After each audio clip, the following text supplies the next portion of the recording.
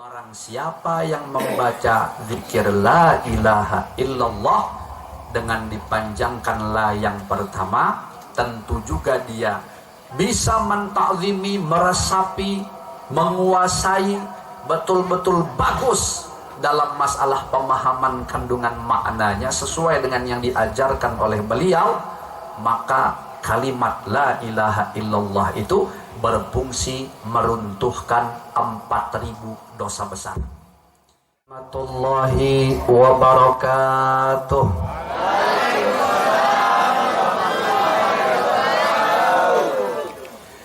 Bismillahirrahmanirrahim. Alhamdulillahi rabbil alamin. Wassalatu wassalamu ala asyrafil anbiya wal mursalin Sayyidina wa maulana Muhammadin wa ala alihi wa sahbihi ajma'in. Ashhadu an la ilaha illallah wahdahu la syarika lah. Iyyahu na'budu wa iyyahu nasta'in. Wa ashhadu anna sayyidana wa maulana Muhammadan abduhu wa rasuluh sadiqul wa'dil amin. Qala Allah ta'ala fi kitabihil karim, a'udzu billahi minasy syaithanir rajim, bismillahirrahmanirrahim. Subhanalladzi asra bi'abdihi laila minal masjidil haram ilal masjidil aqsa alladzi barakna haulahu linuriyahu min ayatina innahu huwas sami'ul basir.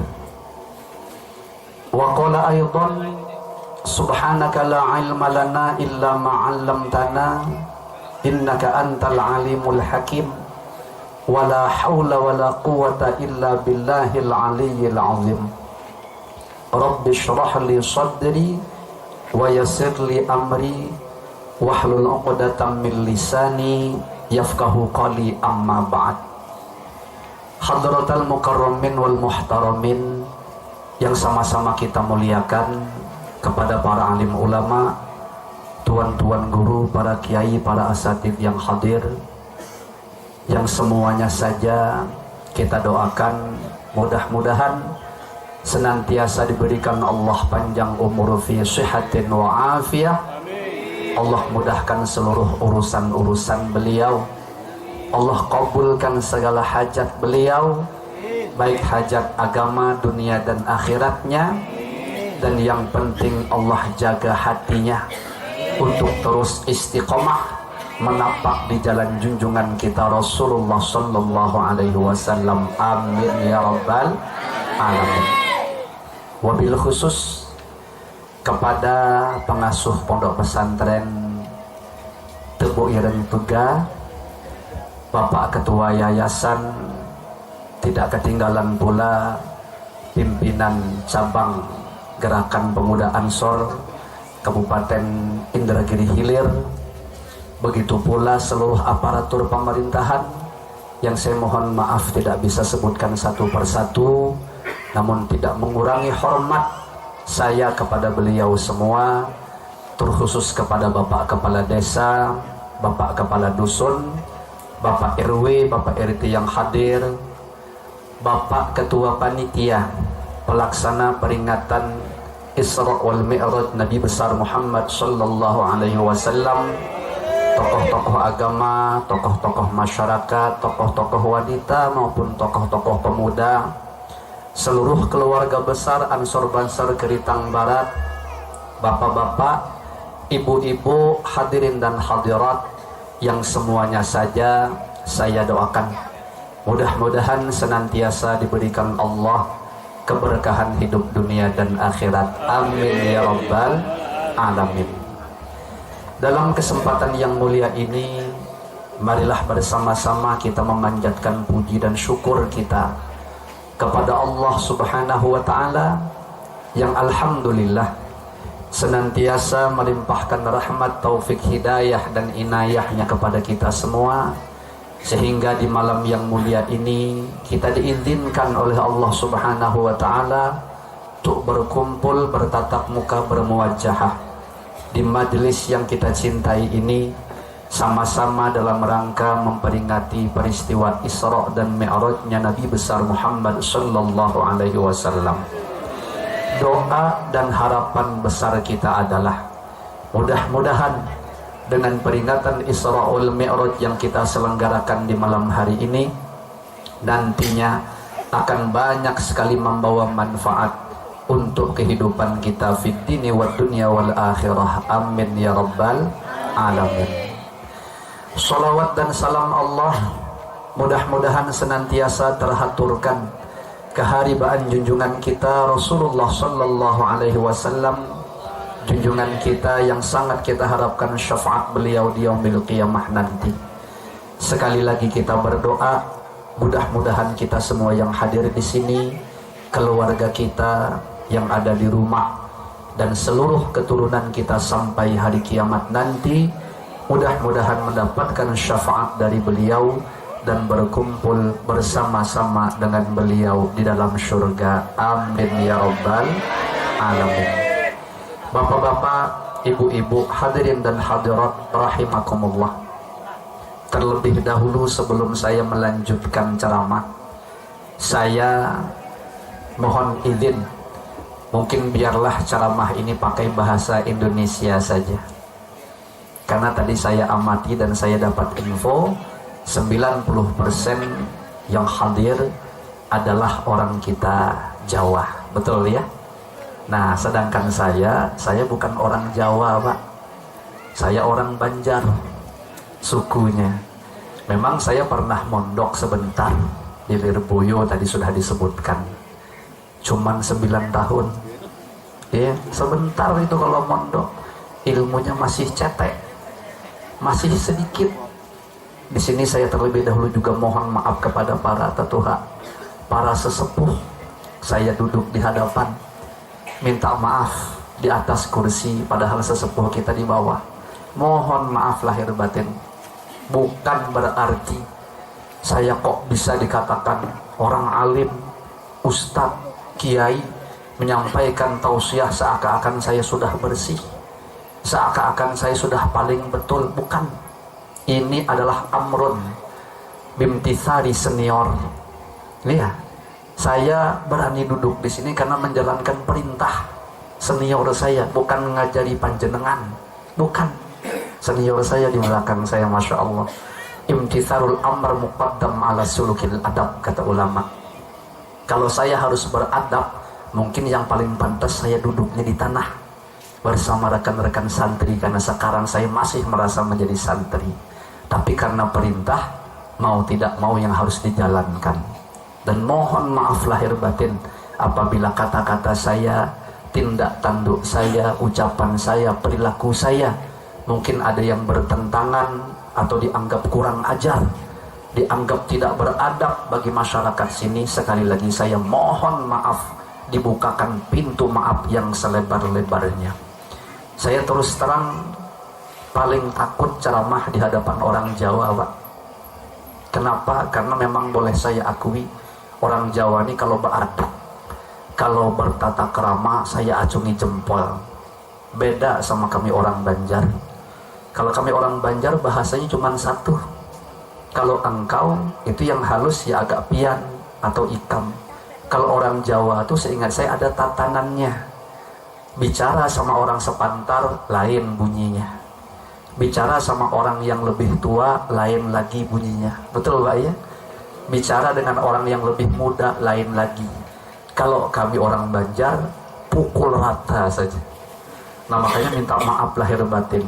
Apalagi walaupun saya sering, mohon maaf, agak pernah tinggal di Jawa, sedikit-sedikit paham, tapi saya tidak berani coba-coba. Ya. Kenapa? Khawatir keliru, Pak. Di Tungkal itu ada guru saya, namanya Tuan Guru Hasan Basri. Beliau tamatan Pondok Pesantren Tebu Ireng, Jombang. Beliau orang Banjar, tapi tidak bisa atau kurang bisa bahasa Jawa. Sehingga beliau pernah punya pengalaman waktu mondok, beliau berpikir beli barang, ketepatan yang tukang jualnya itu ibu-ibu. Beliau berpikir, masa saya sudah sekian lama di Jawa, Tidak bisa bahasa Jawa. Coba-cobalah kalau begitu. Sekali coba Pak, langsung salah. Nah makanya saya tidak berani coba-coba. Ya, bagaimana salahnya? Itu beliau nawar barang yang jual ibu-ibu bilang, coba-coba. Bu, niki sinten regane.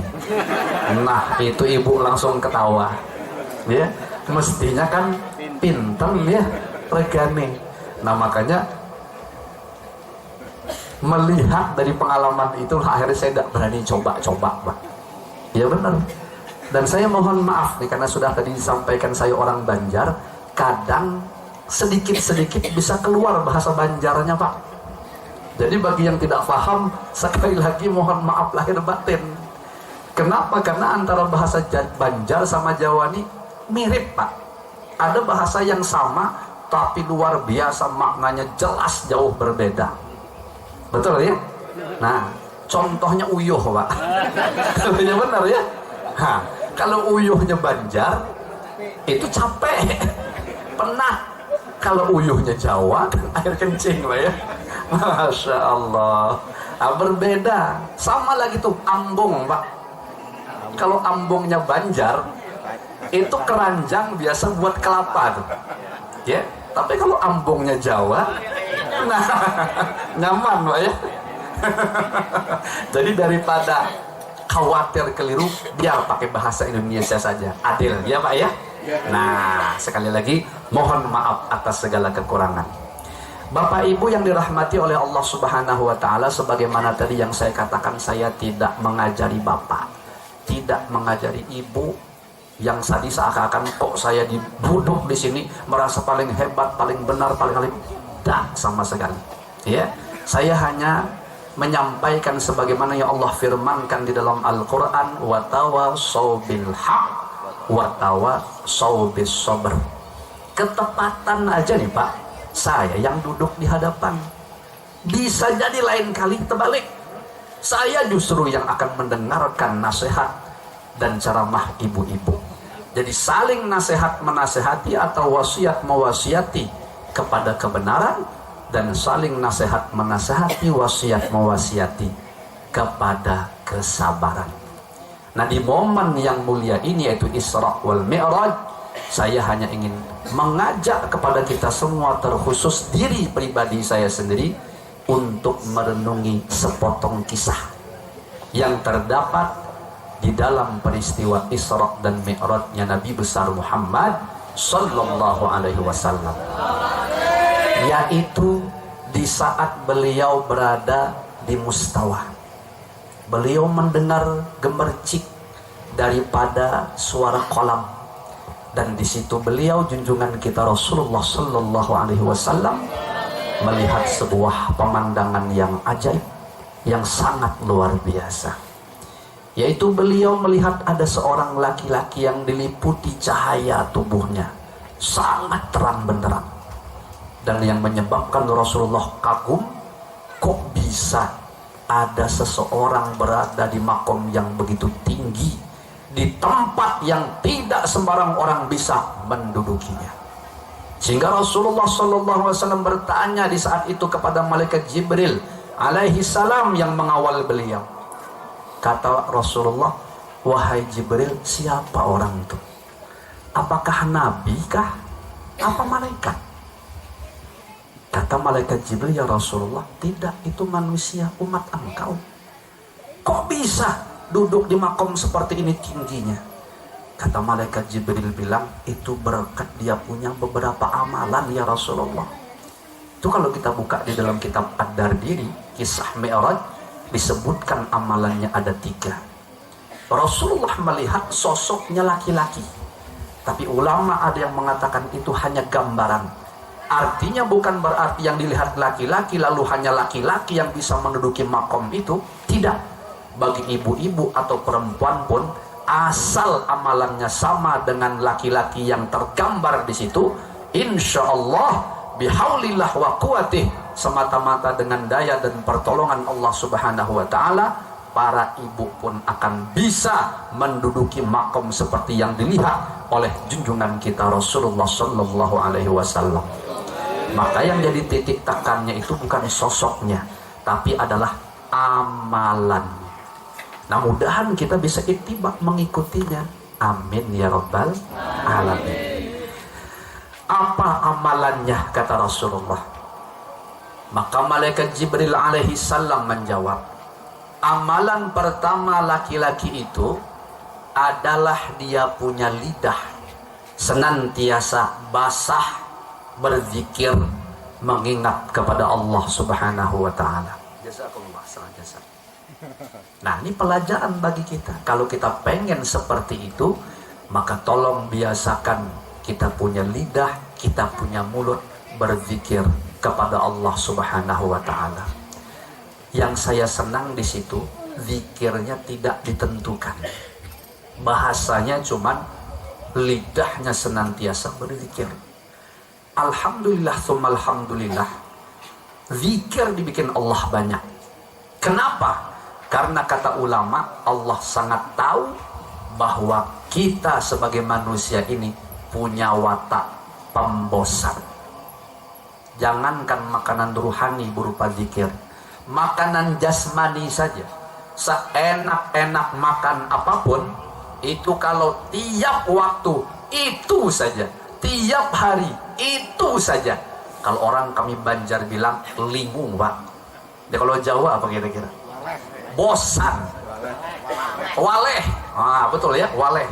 Mohon maaf Pak, kalau di sini makan yang paling nikmat, yang paling mahal, yang paling bergengsi itu apa? Ya? Kalau di Tungkal Pak, hundang galah. Kalau di sini apa ya? Kekurang lebih ya.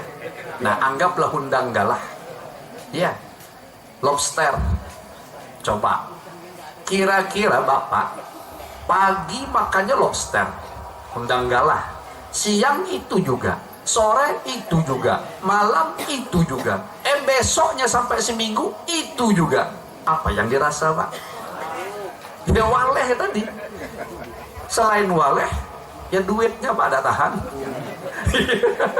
Hari-hari lobster, sanggup tidak beli. Iya.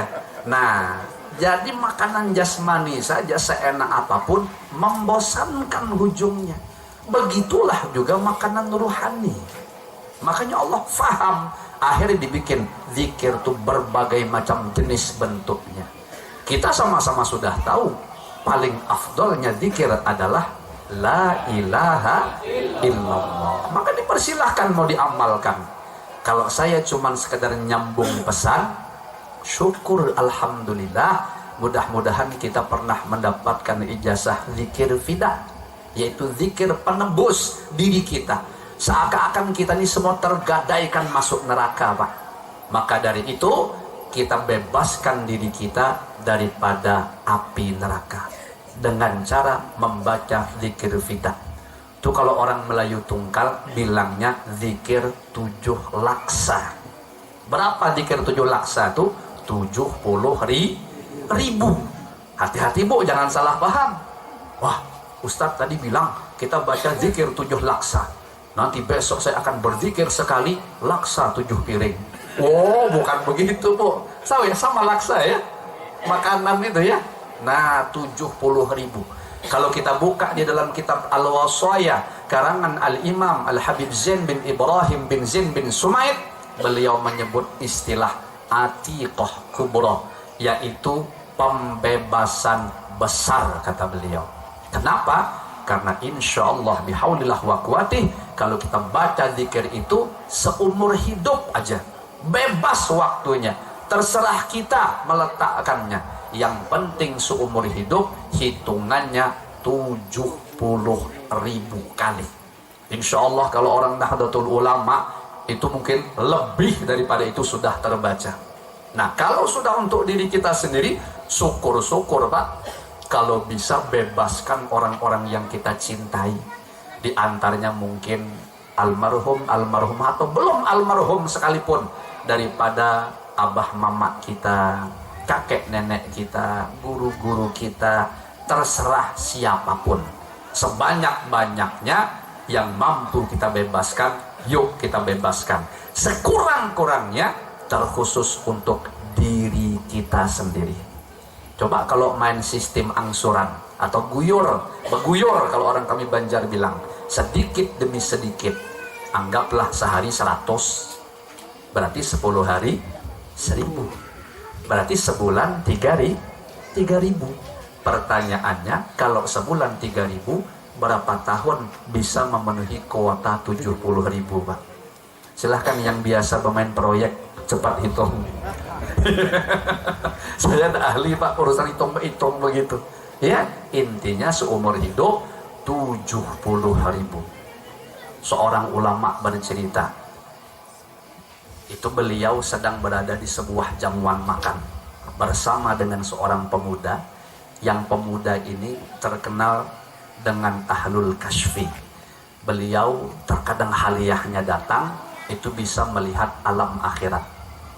Dan tuan guru ini sebenarnya agak meragukan, benar ya pemuda ini bisa melihat alam akhirat kalau halnya datang. Nah, akhirnya kejadian itu terbuktikan di satu jamuan makan.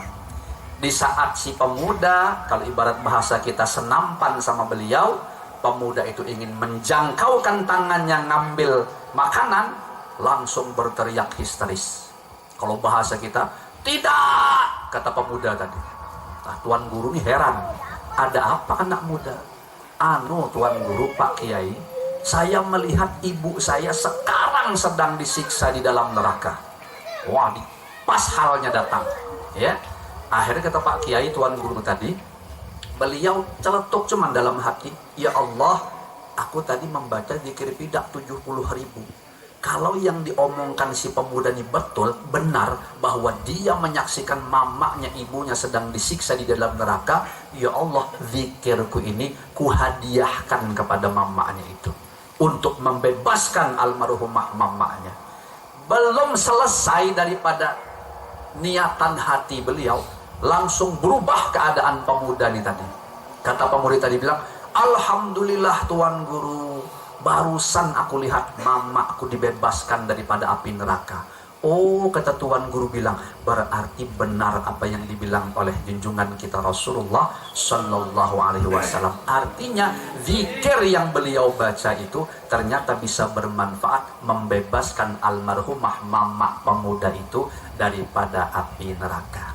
Nah, ini tinggal kita aja lagi mau yakin atau tidak, mau percaya atau tidak. Jikalau bagus, silahkan diamalkan. Makanya usahakan, yuk kita sama-sama, kita saling ingat mengingatkan, syukur-syukur kalau bisa diri kita yang menjadi termasuk ahli zikirnya. Kalau tidak mampu bagaimana? Bapak usahakan istrinya yang jadi ahli zikir. Kalau bisa juga, kalau ibu tidak, suaminya. Kalau tidak, anak kita. Kalau tidak, menantu kita. Tidak juga, udahlah bertetangga saja sama ahli zikir. Ya, itu alternatif terakhir tuh, Bu. Untung kita kalau punya tetangga ahli zikir. Makanya Rasulullah Sallallahu Alaihi Wasallam memberikan tips kalau kita pengen menajak rumah. Apa nih menajak rumah nih? Membangun rumah. Atau mungkin kita pengen cari rumah pindah ke satu lingkungan, maka ujar junjungan kita Rasulullah Sallallahu Alaihi Wasallam, al-jar qoblad dar. Tipsnya itu, perhatikan siapa yang menjadi tetangganya. Jangan mentang-mentang, wah, ini bagus lingkungan nih, bisa dibuat bisnis di sini, bakal banyak berduit. Oh, sementara mohon maaf lahir batin, lingkungan tidak mendukung, tidak membuat kita semakin ingat mendekatkan diri kepada Allah, cuman sekedar keuntungan duniawi, yang niatnya pun lagi-lagi arah duniawi, kalau bisa lebih bagus dihindarkan. Kenapa? Karena nanti akan bermasalah buat kelangsungan hidup kita di akhirat. Terkhusus aja pembukaan akhirat alam barzakh. Tapi kalau tetangga kita lihat, wah orangnya soleh-solihah nih, insya Allah nih, dilihat rajin berzikir kayaknya nih, tajaklah rumah di situ, bangun rumah di situ, insya Allah akan memberkahi kita kehidupan dunia dan akhirat. Jangan salah-salah, buka kitab Tangkihul Qaul, sekedar saya ingatkan, pas pembahasan dekat muqaddimah membahas tentang keutamaan zikir la ilaha illallah, di situ junjungan kita Rasulullah Sallallahu Alaihi Wasallam mengingatkan, barang siapa yang membaca zikir la ilaha illallah dengan dipanjangkan la yang pertama, tentu juga dia bisa mentakzimi, meresapi, menguasai betul-betul bagus dalam masalah pemahaman kandungan maknanya sesuai dengan yang diajarkan oleh beliau. Maka kalimat la ilaha illallah itu berfungsi meruntuhkan 4.000 dosa besar. Kata para sahabat langsung bertanya, ya Rasulullah, kalau yang bacanya sudah tidak punya dosa besar, manfaatnya kemana? Dijawab oleh junjungan kita Rasulullah Sallallahu Alaihi Wasallam, manfaatnya kata beliau, dosa orang tua, keluarga dan tetangganya yang akan diampuni oleh Allah Subhanahu wa Ta'ala. Nah, itu manfaatnya kita bertetangga dengan orang ahli zikir, baik di saat hidup maupun setelah meninggal dunia. Jangan salah-salah, Pak. Makanya kalau kita mau meninggal dunia, kan sunnahnya kita menulis wasiat, ya, yang diletakkan di dekat bantal kita. Bila perlu tertulis bahwa apabila saya meninggal dunia nanti, usahakan dikuburkan di tempat ini. Di tempat ini maksudnya kalau bisa lobang kubur kita itu betul-betul berdekatan dengan ulama, orang soleh, orang-orang yang ahli zikir. Itu mahal harganya, Pak. Mohon maaf lahir batin, Pak, di wilayah sini kuburan itu bayar apa tidak? Gratis, Pak, ya. Gratis. Kalau di Tunggal, Pak, ada namanya kuburan keramat. Pemakaman disebut kuburan keramat, letaknya di Jalan Siswa Ujung. Itu kalau kita berkubur di situ, Pak, harus bayar kurang lebih 7 juta. 7 juta, Pak. Masih belum sadis. Coba Bapak pergi ke Sekumpul. Tahu, pernah dengar almarhum Tuan Guru Sekumpul, Pak? Tuan Guru Kiai Haji Muhammad Zaini bin Abdul Ghani Sekumpul Martapura. Beliau wafat di tahun 2005, saya ada di sana, Pak. 2004 saya tamat Lirboyo, langsung tabarukan pergi ke Kalimantan. Pas saya ada di sana, pas beliau wafat. Itu kalau kita masuk Kubah, saya tidak tahu kalau sekarang apakah ada istilah perluasan, karena terakhir saya ke Sekumpul itu di 2005, lalu kemudian 2008. Setelah itu saya tidak pernah lagi ke Kalimantan. Berarti hampir 17 tahunan kira-kira ya. Betul ya? Salahkah saya ngitungnya? 2008, 2022, 14 ya? 14 salah hitung saya. Nah, itu Pak, Kubah di dalam itu mungkin lebarnya kira-kira dari sini ke ujung Taruk nih lah. Nah, di dalam kubah beliau itu ada 4 makom. Ibunda beliau, kemudian berteret tuh yang depan paman sekaligus guru beliau, almarhum Tuan Guru Saman Mulia namanya. Yang tengah-tengah Tuan Guru Sekumpul, baru yang agak belakang guru juga oleh beliau, almarhum Tuan Guru Salman Jalil. Jadi ada 4 di saat itu, Pak. Saya tidak membahas yang di dalam kubah. Yang saya bahas di luar kubah, yang orang sana nyebutnya alkah. Jadi di dalam kubah lalu ada pekuburan umum untuk masyarakat. Di saat 2005 itu, Pak, alkahnya satu lubang ada yang berani menawar 40 juta, Pak. Satu lubang, asalkan bisa dikuburkan di lingkungan sekitar makom beliau. Tahan orang bayar 40 juta. Bagi orang yang berduit, yang sugih, kecil itu, Pak. Andaikan kubur beliau tuh bukan di Kalimantan tapi ada di Tungkal, andaikan juga saya punya lebih duit daripada 40 juta, saya insya Allah bihaulillah wa quwwati pun akan berani bayarnya, Pak. Kenapa? Tidak ada yang diharapkan kecuali mendapatkan percikan keberkahan beliau. Karena jelas orang-orang seperti itu, Pak, apalagi macam di Jawa kita punya Wali Songo, yang orang tidak putus-putus berziarah, yang merupakan tradisi kita, kaum Nahdien. Ziarah, baca Quran, baca Yasin, baca tahlil, susah, Pak, mau digambarkan berapa miliar rahmat yang Allah turunkan di saat itu.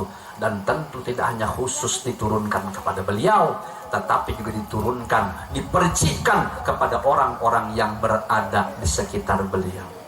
Makanya tadi dibilang sama Al-Habib Zain bin Ibrahim bin Sumaid, jangan sembarangan cari lubang kubur. Itu di dalam kitab Al-Wasaya, bahkan beliau bercerita di dalam kitab itu. Ada seorang perempuan, Bu, wafat, meninggal dunia. Ternyata keluarga perempuan ini dengan tanpa meneliti terlebih dahulu menguburkan perempuan itu ke salah satu lubang yang ada di pekuburan. Nggak ngecek lagi kalau bahasa kita. Nggak lihat lagi siapa tetangga kiri kanan depan belakang. Asal gali lubang nampak kosong, selesai. Ternyata yang terjadi di malam harinya, yang tukang nguburkan itu bermimpi didatangi sama perempuan yang dikuburkan itu, Pak. Tapi bukan jadi hantu ya. Nah, di situ perempuan itu seakan-akan kayak protes. Kata bahasa perempuan tuh, kenapa kalian tuh menguburkan aku di sebelah furnil khubzi? Apa tuh, Pak? Furnil khubzi itu kalau bahasa kita tungku roti. Kalau tungku itu kan pemanggangan, tempat api. Jadi bingung Pak yang tukang kubur tadi. Hah? Furnil khubzi, tungku roti? Perasaan tadi waktu menguburkan siang tidak ada lah di situ tuh tungku roti. Akhirnya pagi-pagi Pak, langsung yang tukang kuburkan itu pergi ke kuburan, ngecek mana katanya ada tungku roti di sini. Setelah dicek, oh baru sadar akan kiasan ucapan perempuan itu. Rupanya lubang sebelah daripada perempuan itu adalah kuburan seorang laki-laki yang semasa hidupnya gawiannya atau profesinya sayaf.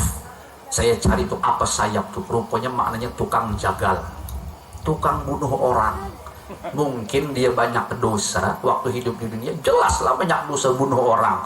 Mungkin di kuburnya itu disiksa mungkin keluar api yang terus menerus membakar daripada jasadnya itu, menyiksanya, sehingga mungkin di dalam kubur itu selalu berteriak-teriak. Nah, yang tidak kuat itu si perempuan tadi yang menjadi tetangganya. Sanggup tidak kita berdiam di situ sementara di sebelahnya orang kena siksa aja sepanjangan? Mohon maaf lahir batin, jangan modelnya berteriak-teriak macam itu. Kita punya rumah dempetan sama rumah orang di sini, alhamdulillah jauh-jauh. Macam kami di Tungkal, itu rumah rapat-rapat, Pak. Bangsa kebakaran satu, sekurangnya 3 yang kena kiri kanannya. Iya, kalau bangsa rumah model macam itu, Pak. Tetangga kita ini hobinya dangdutan, punya sound seganal macam ini, dihantamnya 2 RT terdengar. Yang mabuk tuh kita jadi tetangganya, betul kan? Mau ditegur payah, tidak ditegur payah. Ya, tidak 2 laki bini belum sawat goyang sudah goyang sorangan, Pak. Kalau model tipe macam itu, Pak. Nah, itu aja di dunia pening kepala kita, apalagi di alam barzah. Makanya tadi ditegur sama perempuan itu, jangan sembarangan seakan-akan mau menguburkan aku. Gitulah kira-kira. Itu pentingnya kita bertetangga dengan ahli zikir tadi. Jadi pas gambaran yang dilihat oleh junjungan kita Rasulullah Sallallahu Alaihi Wasallam, ternyata amalan pertama sosok laki-laki yang dilihat itu adalah senantiasa berzikir kepada Allah Subhanahu wa Ta'ala. Mudahan kita termasuk ahli zikir. Amin ya rabbal alamin. Ya, ini sekedar tip. Nah, ini ada adik-adik santri, alhamdulillah, alhamdulillah, kalau bisa juga pegang amalan zikir. Cuman zaman akhir ini ulama kita memberikan nasihat, Pak, sholawatlah memang.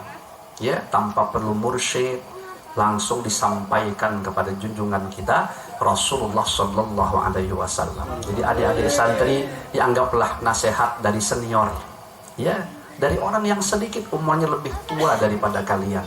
Usahakan kalian pegang zikir.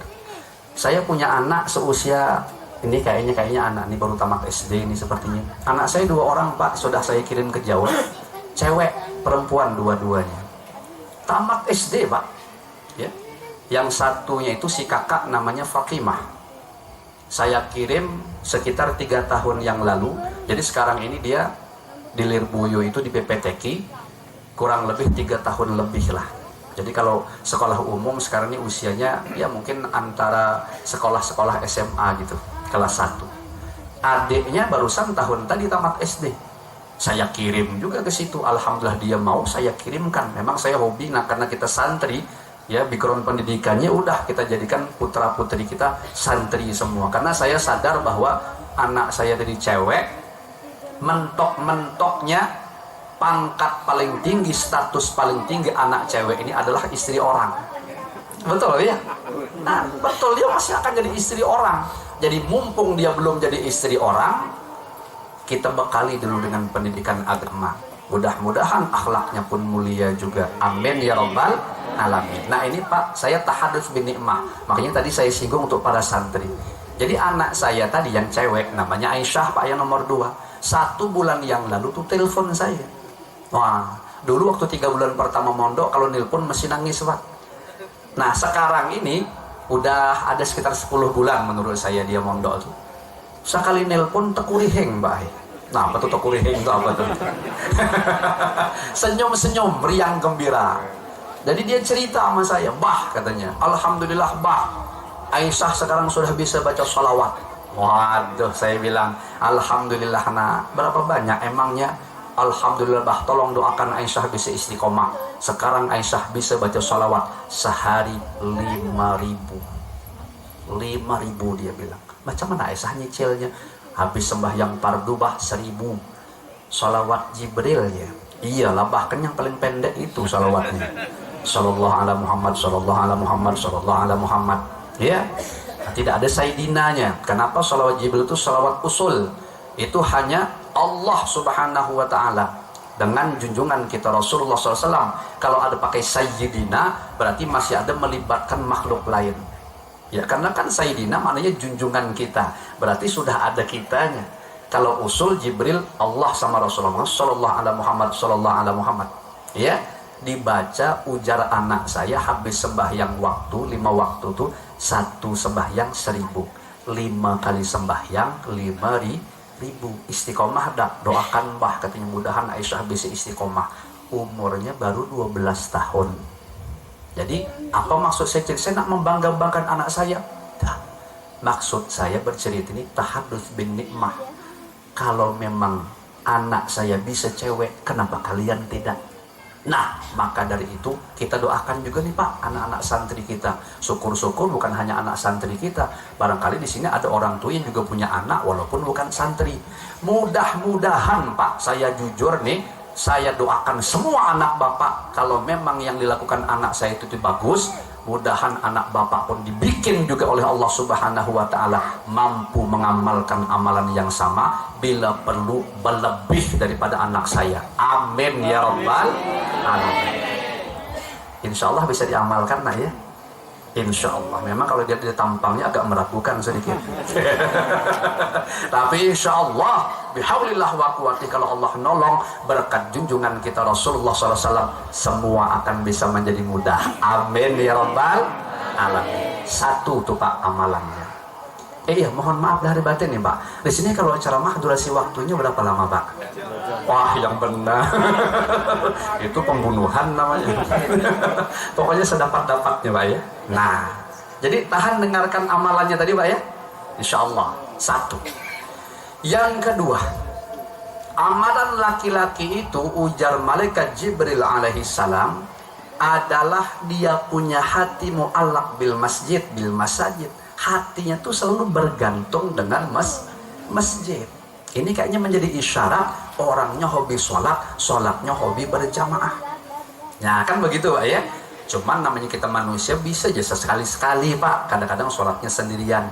Asalkan jangan menjadi kebiasaan. Kalau jadi santri insya Allah saya yakin berjamaah semua. Yang susah tuh kalau sudah diam di masyarakat, rumah terpencil sendiri, jauh pula dari masjid. Nah ini Pak, kalau kami orang Banjar bilang sering kemakan vitamin K nih Pak. Vitamin kuler. Apa tuh kuler bahasa Jawanya Pak? Malas ya. Jangan jadi kebiasaan. Soalnya kalau jadi kebiasaan setiap sembahyang selalu sendirian, itu sudah cukup memasukkan diri kita ke dalam golongan orang yang celaka Pak. Itu di dalam kitab Wasiatul Mustafa kan Rasulullah SAW tuh bersabda li syaqi thalathu alamatin. Orang celaka tuh tandanya 3 kata beliau. Nah saya tak ceritakan 3 ini. Yang hujung terakhir sekali, tanda orang celaka kata Rasulullah wassalatu liwahdih, hobi betul sembahyang sendirian. Jadi sembahyang sendirian aja termasuk tanda celaka, apalagi hobi tidak sembahyang Pak. Itu celaka 12 namanya. Iya, lihat di pesannya junjungan kita Rasulullah SAW sebelum beliau wafat. Namanya beliau mau wafat, istilah kata orang tuh napas sudah setengah-setengah, nyaris kalau beliau melafazkan itu sudah tidak terdengar. Namun menantu beliau mendekatkan kupingnya. Yang mulia Sayyidina Ali bin Abi Thalib karamallahu wajhah, di dekat bibir mulianya Rasulullah SAW, lafaz-lafaz terdengar daripada wasiat Rasulullah yang terakhir. Ternyata apa ujar junjungan kita Rasulullah SAW? As-shalah, as-shalah, wa ma malakat aimanukum ummati ummati. Namanya wasiat pasti barang paling penting, Pak. Apa isinya tadi itu? Kalau bahasa kita, jaga sembahyang, jaga sembahyang. Dan perhatikan orang yang berada di bawah tanggung jawab kalian. Kalau ibarat tanggung jawabnya kita sebagai tuan, majikan, ya, sayyid, tentu yang dikehendaki adalah budak kita. Sekarang sudah tidak ada lagi perbudakan, ya, sudah tidak lagi hamba sahaya. Berarti khitabnya kalau agak umum berarti ke orang yang memiliki bawahan. Kalau kita pemimpin, bawahan kita. Kalau kita bos, anak buah kita. Kalau kita suami, istri kita. Kalau kita orang tua, anak kita. Betul Pak ya? Nah, kalau ibarat kita kiai, tuan, guru, ustaz, berarti santri atau jamaah kita. Perhatikan orang-orang yang berada di bawah tanggung jawab kita. Baru ujungnya Rasulullah tutup, ummati, ummati, umatku, umatku. Itu pasti barang penting, Pak. Kira-kira nih, jangankan mau meninggal dunia, kita saja dalam kehidupan sehari-hari, kalau mau meninggalkan rumah, anggap kita keluar kota, misalnya pengen pergi ke Pekanbaru, di rumah ada anak kita, apa iya Bapak akan meninggalkan wasiat pesan yang tidak penting? Pasti yang paling penting yang akan Bapak tinggalkan. Apa di antaranya? Ingat ya, nak tidur, cek betul-betul pintu sudah terkunci atau tidak. Listrik diperhatikan, ya kan begitu kan pesannya kan. Kompor jangan sampai tidak dimatikan, nanti bisa kebakaran. Tuh tungkal tuh paling sering kebakaran karena kelengahan kompor atau mungkin gara-gara konsletnya listrik. Pasti itu yang akan ditinggalkan pesannya, Pak. Mau tidak kita berwasiat ninggalkan keluarga 10 hari sekian lama, tapi ninggalkan pesan yang tidak penting. Nak, ini Abah mau pergi, nak. Pergi kemana? Ke Mekah misalnya. Nah, apa ke Mekah? Umroh. Berapa lama? 10 hari. Ini ada wasiat penting nak Bapak tinggalkan. Ingat ya, kalau makan jangan lupa minum air putih. Mau tidak kira-kira gitu wasiatnya? Hah, kata kawan, tidak usah diwasiatkan pun aku tahu lah sudah. Nah, karena memang barang tidak penting, Bu, Pak. Makanya tidak mungkin kita wasiatnya seperti itu. Sekelas junjungan kita Rasulullah SAW, tentu pesan yang sangat penting, yang sangat mulia, yang sangat tinggi kedudukannya yang dipesankan. Nah, makanya tadi amalan orang yang dilihat oleh junjungan kita Rasulullah SAW adalah hatinya bergantung kepada yang namanya sholat tadi. Bapak Ibu yang dirahmati oleh Allah Subhanahu wa Ta'ala, di Tungkal itu Allah berikan izin saya membina beberapa majelis ta'lim yang rata-rata jamaahnya itu orang tua. Kapan disebut tua, Pak? Kalau umur 40 tahun. Kalau 80 tua dah tuh tua bangka namanya Pak Ai. 40 tahun lebih. Artinya apa? Cerita kayak begini. Rata-rata Pak 80 bahkan sampai 90% jamaah saya kalau habis pengajian tuh kami ngobrol-ngobrol. Ternyata di obrolan-obrolan tersebut keluar banyak yang namanya kisah-kisah pribadi. Apa hasil kisah pribadinya? Rata-rata mereka masih banyak Pak punya tanggungan qadaan sholat 5 waktu. Makanya di sini pun kalau kita mau tunjuk-tunjuk, insya Allah kekurang lebih dengan yang di sana tadi. Bahkan jangan-jangan lebih parah yang di sini daripada yang di sana, Pak. Iya, bisa jadi Pak Kiai ya. Nah, artinya banyak punya tanggungan sholat 5 waktu. Pesan saya nih Bapak sama Ibu yang dirahmati Allah, yuk sama-sama kita mengingatkan, memohon doa kepada Allah Subhanahu wa Ta'ala. Mudahan sebelum kita semua wafat, Allah izinkan kita menyelesaikan semua hutang piutang kita kepada Allah khususnya. Amin ya Rabbal Alamin. Dicicil maksud saya tuh. Ibu, dilihat dari wajahnya insya Allah kayaknya ada juga nih. Ya Bu ya, cicil pelan-pelan. Kalau tak dicicil, dibayar, dikodok, itu nama kita tercatat di gerbang neraka. Siapa namanya misalnya? Ijah, adalah Ijah di sini. Nggak ada. Dewi bang, mudah-mudahan nggak ada. Ijah aja mumpung nggak ada. Ijah tidak sembahyang subuh.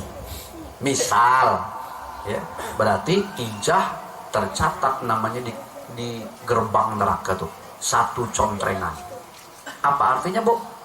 Artinya kalau tidak dikodok, tidak dihapus contrengan itu, si ijah wajib masuk neraka selama satu hukum. Nah, tahu satu hukum pak? Saya cari pak keterangannya. Alhamdulillah dapat. Rupanya tidak ada lama pak. Alhamdulillah. Sekitar 4.000 tahun lamanya. Satu solatan pak.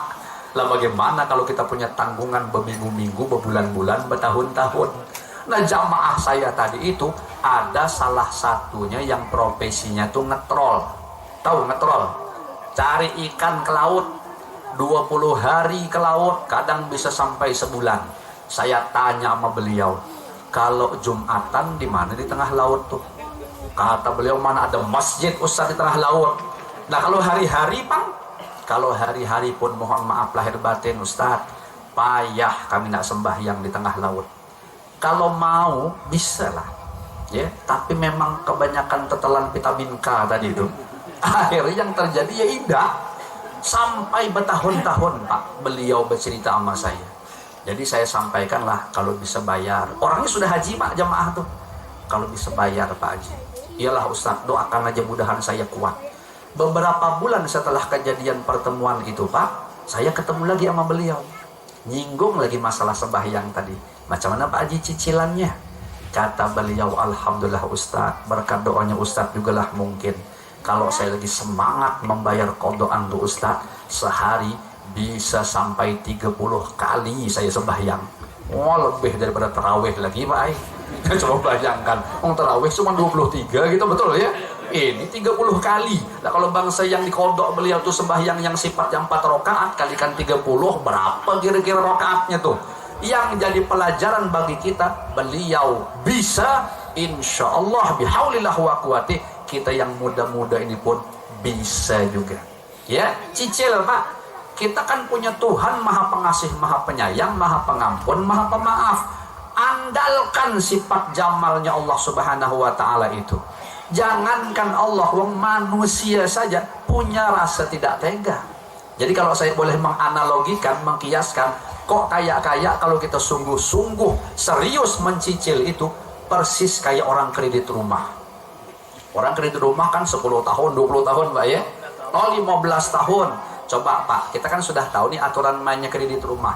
Kita kredit 15 tahun, baru dapat 5 bulan meninggal kita. Apa yang terjadi? Langsung lunas, betul kan?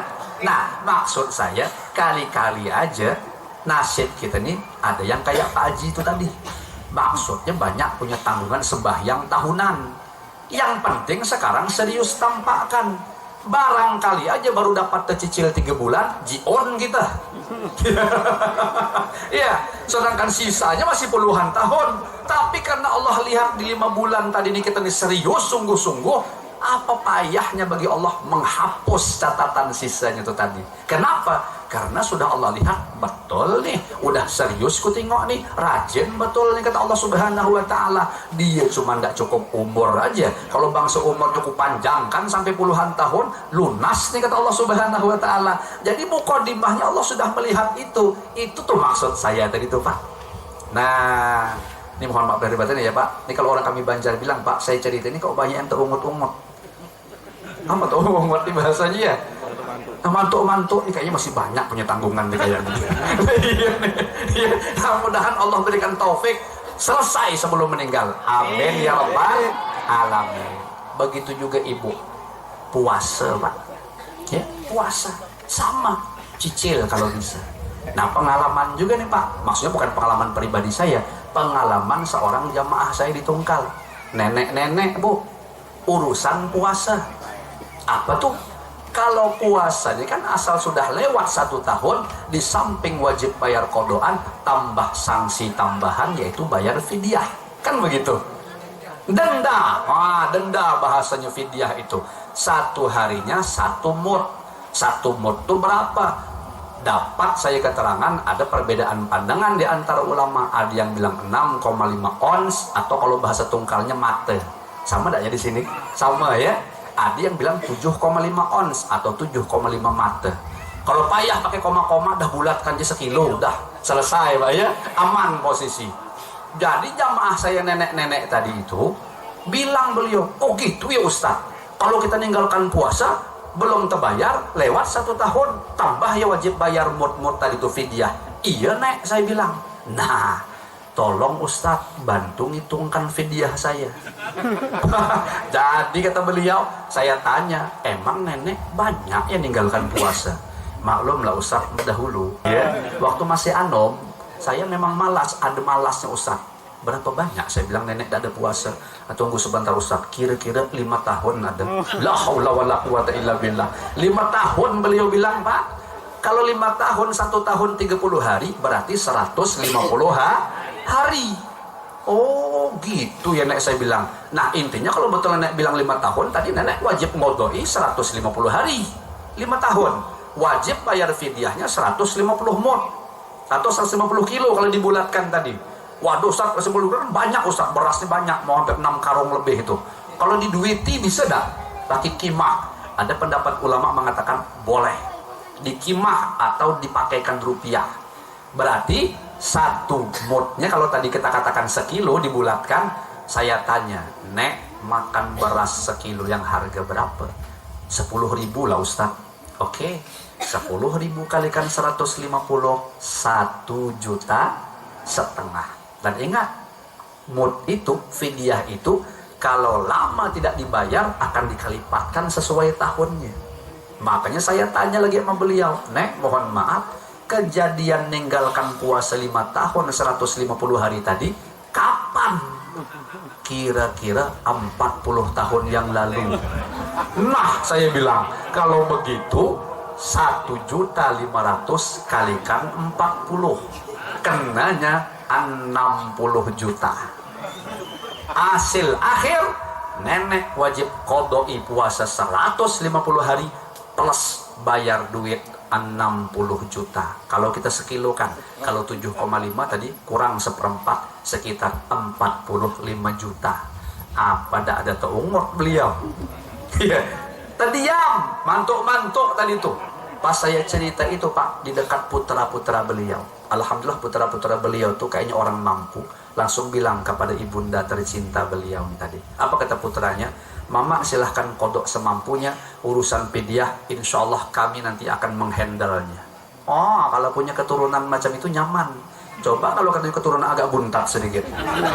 Apa bahasa buntat di sini tidak tahu saya. Nah, mungkin kalau agak buntat mungkin tidak kayak gitu putarnya bilang. "Nah itu nasib mama, tolong selesaikan dewek. Kami tidak tahu urusan."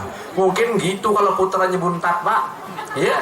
Nah ini masih untung ada yang mau membantunya. Kenapa saya cerita ini? Maksud saya adalah mengajak kepada kita semua, mumpung Allah berikan kita masih hidup, masih Allah pinjamkan nafas, badan sehat walafiat, hidup kita sejahtera, kebun ada, tabungan ada, rumah ada. Yuk perlahan-lahan, step by step, sedikit demi sedikit kita cicil hutang kita kepada Allah Subhanahu wa taala, baik yang namanya sholat 5 waktu maupun puasa tadi, supaya tidak berlarut-larut, jangan sampai timbul penyesalan di kemudian hari kayak yang dialami oleh salah seorang jamaah saya tadi. Bisa dipaham Bu? Insya Allah bihaulillah wa quwwatih. Yang ketiga, amalan laki-laki tersebut, ujar malaikat Jibril alaihi salam kepada junjungan kita Rasulullah sallallahu alaihi wasallam, amalannya adalah itu laki-laki seumur hidupnya tidak pernah menyakiti hati kedua orang tuanya. Dak suah muntungnya. Nah, ini muntung Pak bahasa Banjar Pak. Mulutnya itu dak suah memaki orang tua. Tidak pernah menyakiti hati orang tua, membantah dak pernah. Yang ada berbakti. Ulama kita bilang Pak, macam mana berbakti sama orang tua? 2 cuman caranya. Pertama, senangkan hati beliau. Yang kedua, jangan sakiti. Selesai. Tidak Zaman sekarang banyak terbalik. Udah tidak bisa menyenangkan, selalu bikin sakit hati. Saya di Tunggal tuh sering bergurau-gurau Pak sama jamaah. Saya bilang sama jamaah saya, bapak-bapak, ibu-ibu, di Tunggal ini ustadz banyak, tapi termasuk yang sugih itu saya. Wah, sombong betul ustadz nih, kata dia. Bilang sugih punya mobil, tidak, punya kebun, tidak. Saya bilang saya sugihnya maksudnya bukan begitu. Memang saya tidak punya harta banyak, tapi saya masih sugih. Sugihnya saya karena abah mama saya masih hidup. Sedangkan banyak tuan guru kiai ustadz yang abah mamahnya sudah ada di alam barzakh. Emang kenapa ustadz kalau masih hidup? Tiket surga masih di genggaman Pak, apalagi dua-duanya. Mahal harganya Pak. Ya, Sayyidut Tabi'in Al-Imam Hasanul Basri, di saat ibunda beliau wafat, beliau histeris Pak, nangis, yang sehingga menyebabkan kesalahpahaman di hati murid beliau. Kalau bahasa kita, seakan-akan murid protes, wahai tuan guru, Tuhan mengajarkan kami kalau dapat musibah disuruh sabar, disuruh ridho. Tuan dewek, ibundanya nangis, kenapa nangis? Ibundanya wafat, kenapa nangis?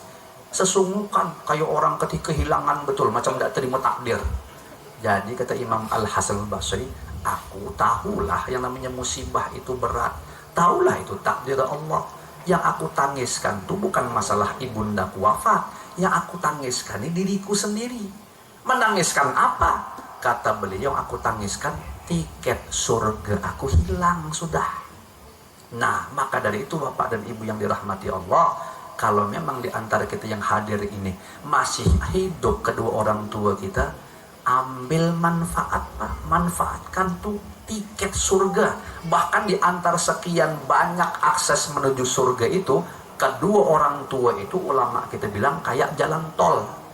Kayak jalan tol Pak, jalan paling tengah, paling lurus. Betapa ruginya orang yang masih kedua orang tuanya hidup kok tidak dimanfaatkan, artinya kok dia seumur hidup tidak mendapatkan ampunan Allah, atau bahkan lebih-lebih ujungnya masuk neraka, padahal masih punya orang tua. Na'udzubillah min dzalik. Sangat rugi Bapak dan Ibu yang dirahmati Allah. Nah, makanya itu manfaatkan. Makanya tadi saya bergurau, alhamdulillah saya masih sugih, abah mama masih hidup. Makanya saya memati-matian, ibaratnya itu berusaha macam mana supaya beliau itu mengakui diri saya, supaya dianggap saya itu betul-betul anak yang berbakti kepada beliau. Dapat itu, selesai, menang kita. 2 tiket surga kita genggam. Itulah yang saya upayakan. Dan setiap anak kita ini pasti statusnya adalah anak dari orang tua kita. Kita faham macam mana karakter beliau. Kita tahu nih abah mama senangnya begini nih, sukanya begini nih. Kalau aku kayak gini berucap, beliau tak suka. Kalau aku begini berbuat, beliau pasti benci, pasti marah. Hindarkan. Maka apa saja lakukan ke orang tua. Apalagi mohon maaf ya Bapak dan Ibu, kalau orang tua kita sudah tua renta. Coba lihat di dalam isyarat surah Yasin gitu. Allah Ta'ala berfirman. Nah, coba saya nak tes dulu lah. Nak ngetes, nak nanya-nanya nih. Bu, surah Yasin coba bunyikan ayat yang ke-68. Apa Bu? Dapat jawab saya kasih hadiah. Bawalah kipas angin dibalik. Mohon maaf Pak dia. Apa Bu bunyinya Bu? Ayat 68 Pak. Saban malam Jumat loh Pak, kita baca surah Yasin. Lanyah baca ya. Bisa Bapak, cuman nggak tahu kalau itu ayat 68. Betul ya? Waman nu'ammirhu nunakishu fil khalqi afala yaqilun. Betul ya? Betul ya? Betul lah itu ayat yang saya baca tadi. Ceklah Dewe. Ya. Barang siapa kata Allah yang kami panjangkan umurnya, maka akan kami kembalikan asal kejadiannya. Apakah mereka tidak berpikir? Apa isyaratnya Pak? Ujar ulama kita Pak, orang tua kalau sudah sangat tua renta, itu biasanya kejadiannya akan dikembalikan seperti anak kecil. Lihat nih kalau tidak percaya. Ya, anak kecil bisa tidak makan yang keras-keras Bu? Tidak bisa. Orang kalau sudah tua renta, tidak bisa makan yang keras-keras. Sampai sekarang saya belum pernah tahu ketemu orang tua makan kerikil, tidak pernah. Iya. Makanya lembut bubur, ya. Nah, anak kecil kalau berjalan itu, kalau orang kami Banjar bilang bekakat atau besasar sambil megang-megang dinding tuh. Kalau ada dipandu. Nah, orang tua pun sama. Kalau sudah beliau tua renta, itu kalau berjalan tidak gagah lagi. Dipandu, ditolong pakai tongkat, ya, atau mungkin berpegangan sama anak cucu atau siapakah begitu. Nah, ini yang paling penting isyaratnya. Anak kecil itu paling senang kalau dikumpuli abah sama mamanya. Makanya anak kecil kalau ketemu sesuatu yang menakutkan, siapa yang disebutnya? Bah, mak, betul kan? Itu artinya beliau paling senang dikumpuli, selalu dekat dengan orang tuanya. Isyaratnya ke kita nih bapak sama ibu, orang kalau sudah tua, nikmat yang paling menyenangkan hati beliau tuh bukan anaknya rajin ngasih duit, bukan anaknya rajin ngasih harta, tapi yang paling beliau senangkan tuh anak cucunya suka ngumpuli beliau dan dalam keadaan berakurat. Itu ceklah paling disenangkan hati orang tua. Walaupun kita sebagai anak mengunjungi beliau tidak bawa apa-apa, tapi asal beliau lihat kita sebagai anak-anaknya, misalnya kita peradian ada 5 orang, berkumpul ke 5-5 nih di rumah beliau, bercengkerama, kumpul, senang hati orang tua. Walau anaknya tidak ngasih apa-apa, berakuran pula, Masya Allah, payah mau dilukiskan tuh payah. Maka dari itu pesannya seakan-akan kalau kita masih punya orang tua, apalagi orang tua tuh usia sudah tua renta, sering-seringlah mengunjungi beliau, ya, sering-sering mengunjungi beliau. Bila perlu tadi bawa-bawaan, berhadiah sama beliau. Pokoknya jaga betul perasaan beliau. Tahan sesuatu yang mungkin tidak menyenangkan di hati beliau, tahan. Bapak Ibu yang dirahmati Allah, apalagi kalau orang tua kita tuh sakit, apalagi sakitnya model kayak stroke. Masya Allah, alhamdulillah orang tua saya tidak stroke Pak, tapi nenek saya meninggal stroke Pak. Apa ya, saya pernah merawat selama 1 bulan nenek saya, padahal saya itu cucu laki-laki. 1 bulan tuh menjadi pengalaman yang sangat berharga. Orang stroke itu hakikat yang dapat cobaan bukan semata-mata beliau, tapi yang dapat cobaan sebenarnya tuh keluarga yang tukang rawat. Kenapa? Entah bagaimana Pak, hasil survei di mana-mana tempat saya bercerita dengan orang yang keluarganya pernah ada yang kena stroke. Itu biasanya Pak, orang tua yang kena stroke itu mulutnya penyarikan. Apa tuh penyarikan ya? Pemarahan Pak, kadang mesti nyumpahi. Ya, ini kalau keluarga tidak tahan kuping, langsung jadi keturunan durhaka Pak. Mungkin kalau kita gede-gedean, ini sudah tua, sudah stroke, capek aku merawat, aku pula disumpahinya, kutimbai kan ke laut baru tahu. Seakan-akan gitu Pak jadinya Pak. Wah, kalau tidak tahan, saya payahan bilangkan. Gaduh nenek saya tadi tuh merawat beliau Pak, itu kalau malam jadi siang jadi malam. Ya, terbalik-balik waktu dibuatnya, kita ngantuk setengah mati malam, beliau bangun. Itu mohon maaf ya Bapak Ibu, beliau itu kalau mau makan di setengah malam bolong tuh jam 2 banguni saya. Aku nak makan kata beliau. Paksa lah banget tuh ngantuk tuh, buka-buka lemari apa kayak ada lauk. Siapkan, suapi. Kalau sudah beliau mau buang air besar, buang air kecil, diangkatkan. Ini dibikinkan meja kayak begini, tengah-tengahnya dikasih bolongan. Kalau orang Banjar itu untuk betakainya, untuk duduk tuh Pak. Ditunggui, nanti kita pula yang tukang mencibokkannya. Sama ya bercibok sini ya. Mencebokkannya. Itu saya alami Pak, Masya Allah, berat minta ampun. Jadi saya pikir-pikir, benarlah zaman sekarang banyak anak bakal jadi durhaka kalau tidak sanggup merawat orang tua macam ini. Makanya sehingga saya tuh sampai berdoa, ya Allah, kalau memang nasib saya itu ada ketukannya bakalan sakit, nanti di hujung umur saya, terserah Engkau lah ya Allah.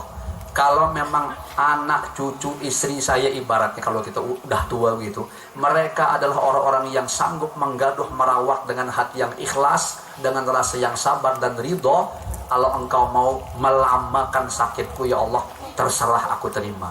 Tapi kalau sekira-kira anak, cucu, istri, segala macam keluarga orang-orang yang tidak kuat maharagunya, merawatnya, sehingga kalau seandainya kelamaan mereka mungkin merutuk, akhirnya menjadi orang-orang yang durhaka kepada kita.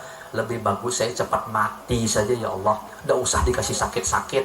Soalnya kenapa? Khawatir tuh mereka yang tidak mampu merawatnya itu, karena berat diminta ampun. Itu pernah pengalaman saya, nenek saya tadi tengah malam itu pengen buang air besar, saya angkatkan, didudukkan di petakaian tadi itu. Entah macam mana karena saking ngantuknya tertidur saya, Bu ya. Jadi sibuk beliau bangunkan, bangun lagi woi bangun, kata beliau. Saya tidak dengar lagi, yang ada tuh mama saya bangun dari kamar ya, langsung mensibukkan saya, saking ngantuknya. Itu Pak, pengalaman betul. Nah maka dari itulah masing-masing kita tolong perlakukan orang tua bagus-bagus mumpung masih hidup. Kalau udah meninggal Ustaz macam mana? Kalau meninggal sudah saya sampaikan tips daripada Al-Imam Al-Kutub Al-Habib Abdullah bin Alawi Al-Haddad di dalam salah satu karya beliau yang bernama kitab Sabilul Ibdikar. Kata beliau, kalau abah mama kita udah meninggal dunia, sekurang-kurangnya sering kita lakukan setiap hari itu 3 hal. Pertama, kata beliau, mendoakan kebaikan untuk abah mama kita. Ya sebenarnya masih hidup pun juga kalau bisa sering-sering. Yang kedua, kata beliau, sering-seringlah memintakan ampunan untuk beliau, beristighfar untuk almarhum abah sama mama. Nah yang ketiga, kata beliau, kalau bisa sering-sering bersedekah. Yang sedekah itu pahalanya kirimkan untuk almarhum almarhumah. Kenapa? Karena kata beliau itu hukum karma ya, supaya kita dapat karma yang baik atas dari payah kita yang kita lakukan kepada orang tua di saat kita masih hidup. Orang tua masih hidup, lakukan kalau sudah meninggal dunia. Seakan-akan beliau pengen bilang, man dzukira man dzakara dzukira. Siapa yang hobi mengingat almarhum almarhumah leluhurnya, baik tadi itu mendoakan, memintakan ampun, bersedekah, dzukira, pasti nanti kata Imam Haddad dia akan dikasih Allah keturunan-keturunan yang sama, yang juga akan selalu ingat kepada kita. Waman nasya nusia, siapa yang suka melupakan leluhurnya, dia pun kelak akan dilupakan oleh keturunan-keturunannya. Nah jangan sampai nasib kita tuh dilupakan, tapi selalu diingat. Nah supaya diingat itulah mulai sekarang biasakan sering-sering mendoakan kebaikan abah sama mama. Saya di Tungkal tuh kalau sudah majelis mesti baca Tartibul Fatihah, yang salah satu kemanfaatannya saya hadiahkan kepada abah sama mama, padahal beliau masih hidup. Kalau saya ngajar tuh, saya ngajar di 2 pondok pesantren Pak di Tungkal itu, tapi tidak di dalam kotanya, agak ke pinggir. Satu namanya Pondok Pesantren Riyadhus Shalihin, itu sekitar 1 kilo daripada Pondok Al-Baqiyatus Shalihat. Santrinya kurang lebih 450 orang laki-laki perempuan. Satunya lagi saya ngajar di Pondok Pesantren abang saya sendiri, yaitu di Parit 4 Sungai Sarin. Namanya Pondok Pesantren Dato Syekh Ismail Negara. Ya, Dato Syekh Ismail Negara itu abang saya, Kiai Haji Muhammad Ainani. Nah itu saya ngajar sistem. Jadi dalam mingguan saya ngajar di 2 pondok pesantren itu kurang lebih santrinya sekitar 400-an. Nah jadi Pak, kalau saya ngajar dari rumah saya tinggalnya di Tungkal, di Jalan Siswa, tidak jauh dari lapangan Persitat tuh. Nah itu biasa kalau saya ngajar, saya bisa lewat di jalan di depan rumah orang tua saya. Cuman karena mepet waktu, saya jarang singgah. Jadi kalau melihat rumah tuh, saya bayangkan abah mama ada di dalam, itu langsung terceletuk dalam hati mendoakan Pak. Mudahan abah mama ini panjang umur, fi sihatin wa afiyah. Mudahan tadi kita doakan Allah Ta'ala terima seluruh amal ibadahnya, Allah ampuni dosanya. Pokoknya mudahan Allah berikan yang terbaik lahir batin dunia akhirat. Al-Fatihah. Biasa gitu sambil berjalan tuh Pak, doakan. Nah tadi Tartibul Fatihah kalau ngajar, bacakan juga. Nah itu yang dilakukan, sering-sering mendoakan abah sama mama. Kenapa? Karena harapan saya tadi, saya sadar, saya juga sekarang punya anak. Mudah-mudahan anak itu akan lestari, keturunan akan lestari. Kita sudah terbujur kaku di alam barzakh, namun anak-anak kita senantiasa mendoakan untuk kita. Makanya ada waladun sholih yad'ulah ya. Nah itu dimanfaatkan, ya dimanfaatkan. Bagus-bagus bersama anak itu cari rezeki yang betul-betul halal dan thayyiban. kada susah payah kata ulama kita Pak. Kalau itu sangu yang kita berikan kepada anak-anak kita, tidak susah payah kita berdoa kepada Allah dibikin supaya Allah menjadikan mereka anak yang soleh-solehah. Insya Allah kalau memang rezekinya halal, lalu kemudian kita juga serius bermohon kepada Allah Subhanahu Wa Taala, pasti keberkahan anak soleh-soleh itu akan kita dapatkan berkat yang sedemikian itu tadi. Bapak Ibu yang dirahmati oleh Allah Subhanahu Wa Taala, itulah 3 amalan yang digambarkan oleh malaikat Jibril alaihissalam atas amalan yang digambarkan oleh malaikat Jibril kepada laki-laki, kepada Rasulullah SAW tentang laki-laki itu tadi. Mudah-mudahan Allah berikan itu juga kepada kita semua berkat junjungan kita Rasulullah SAW. Amin ya rabbal alamin. Bapak Ibu yang dirahmati oleh Allah Subhanahu Wa Taala, saya mohon maaf tidak bisa lama-lama. Mungkin hanya inilah yang bisa saya sampaikan, walau sedikit, dijadikan Allah Ta'ala menjadi ilmu nafi, manfaat berkah dunia akhirat untuk kita semua. Amin ya rabbal alamin. Namun saya sebelum tutup, saya minta izin, minta waktu 1-2 menit boleh? Boleh. Yaitu kita sama-sama baca salawat Pak. Ya, tujuannya membersihkan majelis tadi. Nah, karena saya panjang lebar berkisah, saya yakin banyak tadi yang saya salah sampaikan, keliru, ada yang mungkin ada kekurangan-kekurangannya, maka itu kita bersihkan dengan kita tutup pengajian ini dengan pembacaan sholawat. Boleh ya Pak ya? Boleh ya Bu ya? Kalau saya kasih isyarat baru baca sama-sama Pak dengan suara yang lantang, seakan-akan kita buktikan cinta kita kepada junjungan kita Rasulullah Sallallahu Alaihi Wasallam. Allahumma sholli ala Muhammad ya Rabbi sholli alaihi wa sallim. Allahumma sholli ala Muhammad ya Rabbi sholli alaihi wa sallim. In qila zurtum bima rajatum, in qila zurtum bima rajatum ya akramal khalqi ma naqulu. Allahumma sholli ala Muhammad ya Rabbi sholli alaihi wa sallim. Allahumma sholli ala Muhammad ya Rabbi sholli alaihi wa sallim.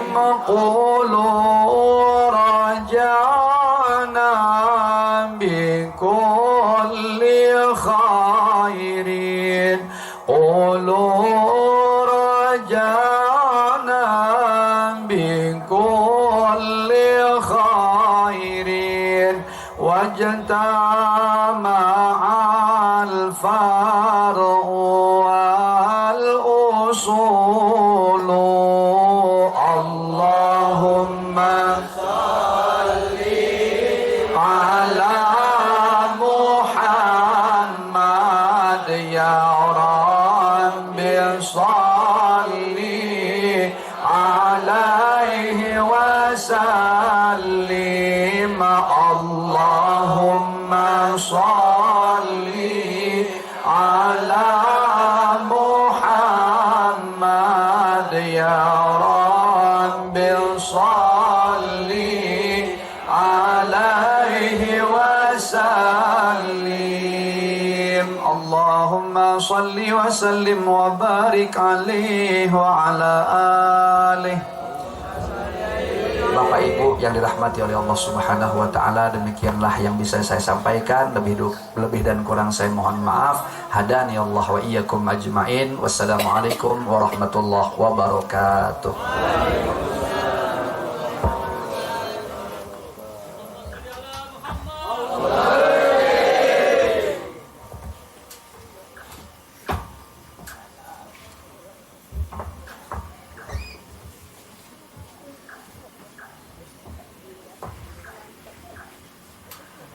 Demikian tadi peringatan